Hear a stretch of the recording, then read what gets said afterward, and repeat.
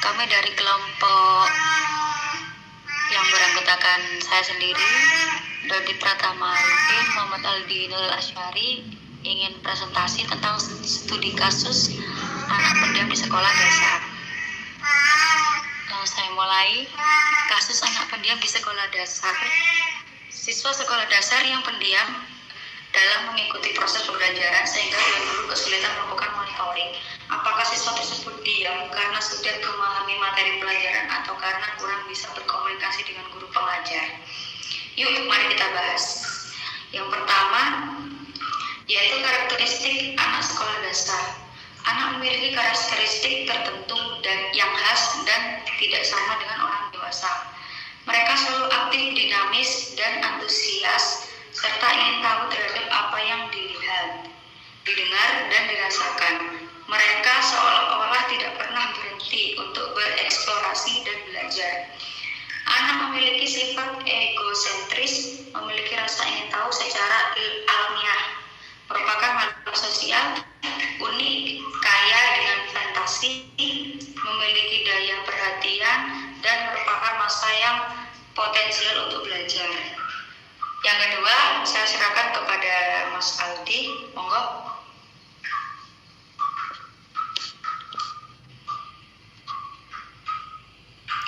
Baik, yang kedua itu ada anak yang bermasalah. Pada dasarnya tidak ada anak bermasalah atau nakal.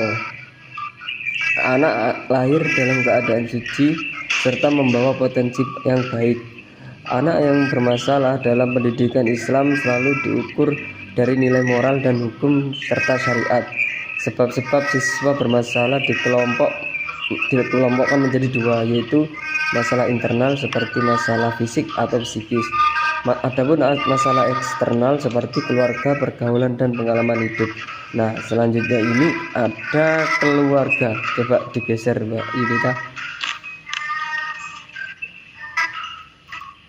Coba digeser ke atas.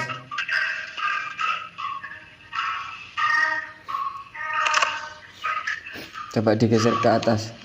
Nah, dalam anak yang bermasalah itu ada dua faktor. Yang pertama yaitu ada keluarga.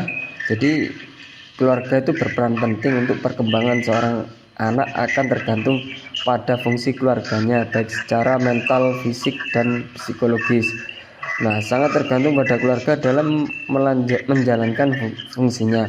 Nah, yang kedua juga ada kepercayaan diri. Ciri atau karakteristik individu yang memiliki kepercayaan diri yang proporsional diantaranya adalah: 1. Percaya akan kompetensi atau kemampuan diri. Nah, yang kedua tidak terdorong untuk melakukan sikap kompromis demi diterima orang lain atau kelompok. Nah, yang ketiga berani menjadi diri sendiri. Yang keempat mempunyai pengendalian diri yang baik. Nah, yang kelima memiliki cara pandang yang positif terhadap hal di luar dirinya. Nah, yang keenam memiliki harapan yang realistik terhadap dirinya sendiri. Nah, adapun anak pemalu dapat dilihat dari beberapa gejala atau ciri. Gejala yang terdapat dari anak pemalu adalah: yang pertama, anak cenderung menghindari hubungan sosial dengan orang lain, baik dengan lingkungan sekitarnya. Yang kedua, bersikap segan dan ragu untuk melibatkan diri dengan orang lain atau lingkungan sekitarnya. Yang ketiga, anak yang pemalu tidak berani mengambil risiko dan ragu-ragu. Nah, yang keempat, anak cenderung banyak diam jika suaranya terdengar pelan. Nah, yang kelima, anak kurang percaya diri. Yang keenam, tidak menyukai permainan yang bersifat kerjasama. Yang ketujuh, kurang berani memutuskan pendapat atau pilihan dirinya sendiri. Nah, untuk berikutnya akan dijelaskan oleh Mas Dodit.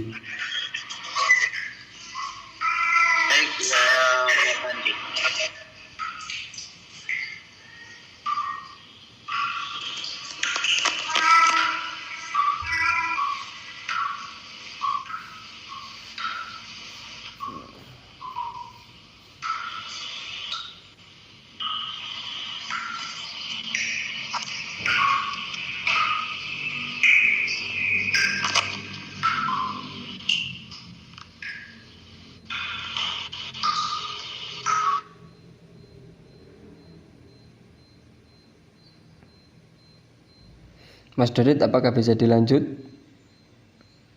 Halo, halo, bisa lali speakerku berumur. Terus lanjut akhirnya. Ya, apa untuk yang selanjutnya yang akan dibahas selanjutnya adalah penanganannya terkait siswa yang memiliki problem dalam bersosialisasi tersebut. Yang pertama yang bisa kita lakukan sebagai tenaga pendidik adalah memberikan kebebasan kepada siswa tersebut. Kebebasan dalam artian kita tidak perlu harus memaksa dia untuk berani bicara di depan umum terlebih dahulu. Yang penting kita sudah memberikan kesempatan yang sama. Jangan sampai sudah tahu anaknya minder tapi tetap nggak dikasih kesempatan. Meskipun anaknya pendiam atau minder, kita sebagai tenaga pendidik harus tetap mengasih kesempatan yang sama. Jikalau ditawari tapi tidak mau, kita lewati saja. Itu langkah yang bisa kita lakukan ketika dalam kelas. Nah, ketika di luar kelas kita bisa mungkin melakukan pendekatan khusus dengan bicara berdua, hanya empat mata antara siswa tersebut dengan Dewan BK atau guru wali kelas, agar tahu karakteristik dan apakah siswa tersebut sudah memahami pelajaran. Jikalau belum, kita dapat melakukan pendekatan konseling individu untuk meningkatkan kepercayaan diri anak tersebut. Setelah memberikan kebebasan, kita melakukan konseling individu. Setelah itu kita bisa mencoba lagi untuk memberikan treatment supaya anak tersebut dapat sedikit demi sedikit berkomunikasi, misalkan dengan teman sebaya atau yang sebagainya. Nah, dari situ dengan kesabaran dan ketelatenan dari tenaga pendidik secara konsisten dapat merubah anak tersebut yang tadinya hanya diam di dalam kelas. Lama-kelamaan kepercayaan dirinya akan meningkat.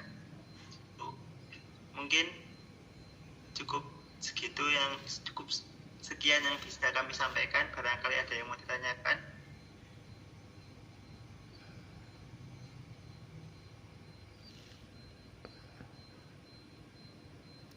Sudah cukup paham, Mas? Sudah cukup paham semuanya? Ya. Cukup.